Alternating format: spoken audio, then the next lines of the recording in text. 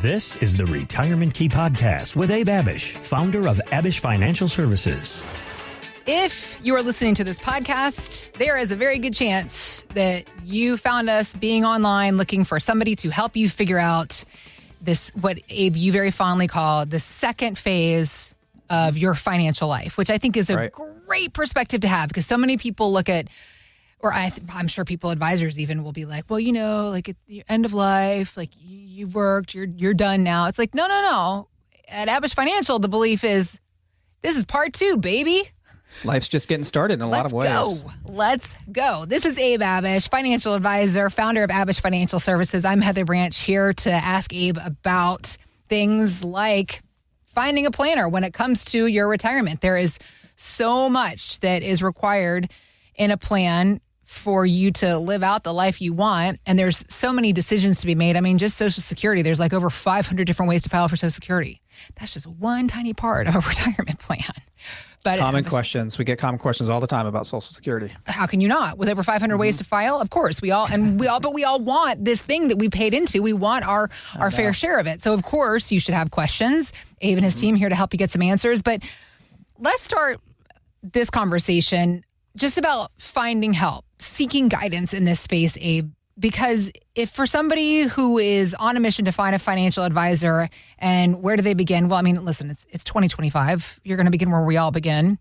We look online. Financial planner Michael Kitces was telling Yahoo Finance, this is, in fact, for most people, where the search for an advisor begins. The number one Google search for financial advisors is financial advisor near me, which to me basically says, so advisors are so hard to differentiate from. I just picked the one that's geographically convenient to my home or office. And so from the consumer end, I empathize a lot with consumers. They think really struggle to figure out how to tell us apart. How do you tell which one's good? How do you tell which one's knowledgeable? Because we don't really articulate our specializations very well. That's a great point that he makes also, is that within the financial advisory space, Abe, there are people that are specializes in certain areas. And you, for example, you specialize in retirement planning, right? Right. No, absolutely. Michael Kitces is a very well-respected name in our industry, and he's right. It's very hard to tell the difference between a lot of advisors because there's a financial advisor on every block, you know? Yeah. And that's why oftentimes we call ourselves, Heather, retirement planners, because it's more specific. And, you know, we work with a niche demographic, and that demographic, you know, the majority of our clients are in their 60s. A young client for us is somewhere between 55 and 60. Most of our clients are in their 60s, and a lot even in their 70s. They have exited the workplace. They have stopped working. They have entered into what we call phase two.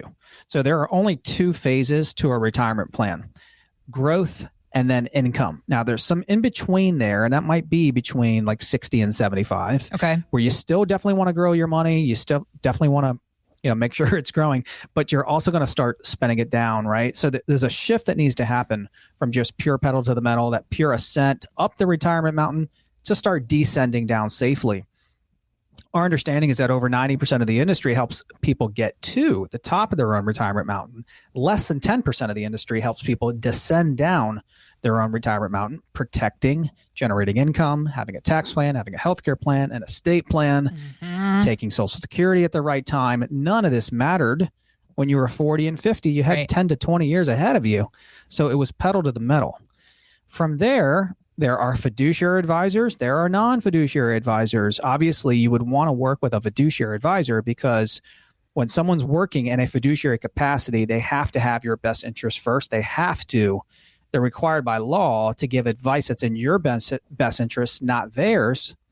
Or the interest of the company and or bank that they work for. Which you could have limited options if someone's just working for a bank or one company. Ideally, you're working with an independent fiduciary financial advisor or retirement planner. And ideally, if you're watching this video, you're probably 55 years old or older, because that's who our demographic is. And ideally, you're working with that phase two fiduciary retirement planner that is with an independent firm. So at Abich Financial, myself, I and Shelly, my wife, we own the firm. There's no parent company above Abich Financial or Abich Financial Wealth Management that we report to. So we can do business anywhere with any custodian, Schwab, Fidelity, whoever the custodian is, with any insurance company. We have access to many, many insurance companies, with any bank, right? That provides tons of options and flexibility and customization for the client. Yeah. And we can literally say, hey, here's the menu, Heather. Not just here's the menu over here, not just here's the menu over here. Here's the entire menu. And based on everything you've just told us and our understanding, we want to provide you these recommendations. They should be in your best interest, and they should be without bias. Any conflicts of interest should be really, really disclosed well, so that you understand here are the pros and cons of what you own and what you're invested in side by side, what Abish or any other advisor is recommending as well. Yeah. All right. So we know we want to be looking for a fiduciary, somebody that's independent. In your case, I think it's also important to note that you are licensed, so you work in securities as well as insurance, and finding that balance. I think there have been people that have had some experience with people that just want to sell them an annuity, and annuities are great. And we talk a lot about the pros and cons of annuities. I mean, just like any other opportunity to create income in our retirement plan, there are pros and cons. Nothing is perfect. But you are licensed to work in both spaces because you don't have a circumstance where somebody's just all in annuities. That's not necessarily what you would recommend. No, it's what a retiree needs. They need both growth and income. Right. So heading up the retirement mountain, they're typically predominantly growth, maybe 100% stock, 80, 90% stock. As they start getting closer and closer to retirement, naturally, most people want to pull in the reins a little bit, get a little less risky, de-risk their nest egg a little bit, because again, their wages and their income is going to stop. And once they pull that trigger and fully commit to full retirement, they do not want to go back to work. They do not want to be forced to go back to work. Right, of course. And so if you're 65, retiring at 65, you could live to 95. You could live to 85, 90, 95 or longer. And that's 20 to 30 plus years. You got to get that nest egg to last. Right. So strategies need to start changing and shifting to align with that new phase and season of your life. Okay. So that's really important. Speaking of new phases and season of your life, something else that you run across a lot in your conversations with people will come to you and they'll have worked with a financial advisor. There's one story you have about a woman you worked with. She was working with somebody for 30 years and it was great. It just got to a point where now she needs somebody else, right? So talk about that. That's right. Yeah. We just recently helped a lady that was working with an advisory firm, a phase one advisory firm with 3 letters. And if I said the name, you'd recognize it. Yeah. For over 30 years, really liked the advisor. He was friendly and all that. But he was kind of on autopilot with her plan. She was being charged more in fees. She should have been charged. She was being charged more in fund expenses that she should have been paying.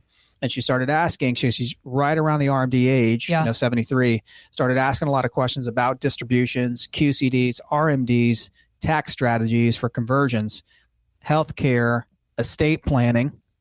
That's not a phase one firm's specialty and area of expertise.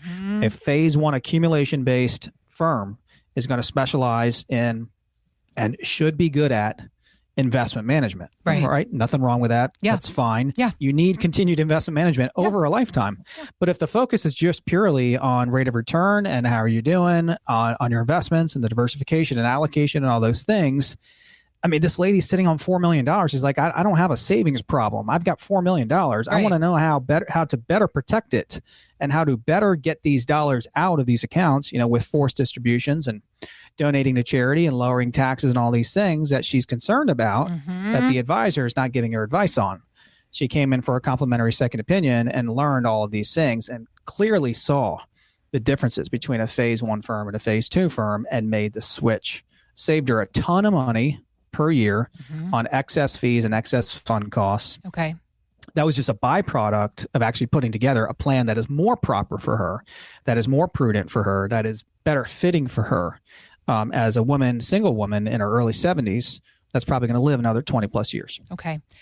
Yeah, so that happens all the time. Yeah. Heather, we also see very successful do-it-yourself investors who have not ever hired an advisor, who have worked for 20, 30, 40 years, have accumulated millions by being diligent, prudent investors, disciplined, committed investors. Yeah. But they get to this point of retirement and a couple things happen. They realize they don't know nearly as much about phase two and the distribution planning side of a retirement plan versus the accumulation side. Yep. I mean, this happens sometimes with people that come in with $10 and $15 million. They just don't know how to turn it into income. Yep. Very little advice and guidance out there on that versus investing, saving, and choosing the investments. And 2, most people at the point of retirement want to go live their lives and they don't want to watch the markets every day and be making trades every week on their portfolio. They want to be able to turn it over. And by turning it over, you have a lot more control. You're a lot more proactive. You're monitoring it several times a year at the very least with a phase 2 fiduciary advisor. That's how we work with our clients, 4 meetings per year. And our clients find that by having 4 meetings per year minimum, we can really stay on top of the plan. They can really stay on top of the plan, yet not be obsessed about what's happening daily in the markets, right? They don't have to watch the markets daily because they know they're in good hands. And that's what a lot of people are looking for. Okay. By doing that, you can turn things over, trust a trusted financial professional, and go take those trips, be with your family, pursue your hobbies and interests, and worry less about your retirement and life savings. One other area that you also focus on for your clients and that you believe is very, very important for all Americans is the idea of tax strategies for retirement. So speak to that a little bit as well and what you want podcast listeners to know about that. Yeah. So this lady, just like many, many other people that we meet with, and most people in the DC metro area, and I would say most Americans in their 50s, 60s, and 70s, have saved a good bit of money, especially in the DC metro area. But they bought into the myth that when they retire, they're going to be in a lower tax bracket. They've socked a lot of monies away in pre-tax buckets like the TSP, 401ks, and IRAs. And then they get to their 60s and 70s and realize, like this lady did, well, I've got $4 million. I'm going to be okay. She's never going to go through this money. She doesn't spend a lot, right? Right. She's got pensions and a pension and Social Security in addition. And she's just kind of a frugal, she's not living a big life. Okay. So she's not going to get through all this money. But at the same time, she doesn't want to pay any extra money to tax and have any extra money go to the IRS than to her own family. So she's naturally thinking about all the ways to protect and preserve the $4 million as best as possible. She's a prudent saver. Well, taxes are probably going to be her biggest expense. And several million of that $4 million is in pre-taxed accounts. So with RMDs coming right down the pike here in this next year, all of that has just come to the forefront of her attention when it comes to her money and her life savings. She's realizing, wow, I've got $2 to $3 million in pre-tax accounts, and wow, I'm going to have to pull out somewhere between $80,000 to $120,000 next year, and I don't even need it or want to take it out. What are my options, Abe and the team? How can I lower and mitigate this tax impact? What else can I do, right? In addition to just focusing on the growth. So taxes are huge. Tax planning is critical and really, really important to many, many of our clients and many Americans. All right. So recapping what we should be looking for. One, we want to be looking for an independent fiduciary advisor who works in different spaces. You're licensed in securities and in market type investments as well as insurance and other type investments. Somebody that can show you that full gamut of opportunities that you have available to you. Also, an unlimited menu. Yep. Somebody that focuses in your space when we're talking to retirees, people listening to this podcast, somebody that focuses and specializes in this next phase of your financial life. Yes. You've graduated from the growth phase of life. You still need some growth, but now we got to figure out income and distribution for our retirement from our nest egg. And of course, the very important belief that you have as far as creating a tax strategy to make sure that we are not paying any more in taxes than we need to. We are keeping our money where it belongs, in our pockets, out of Uncle Sam's hands. That's right. Of course, the second opinion process, the review process that you offer to folks, it's all part of your effort to educate and inform people what their options and opportunities are. Another opportunity to educate and inform is, of course, through your book, The Retirement Mountain, the 7 Steps to a Long-Lasting Retirement. A quick read, just a little over 100 pages, something you can read in a couple hours on a weekend afternoon, but with lots of information that Abe wants you to know about. Again, leaning into this conversation about the importance of the advice that you're seeking for this next phase of your financial life, correct? Absolutely. Absolutely. Education is key.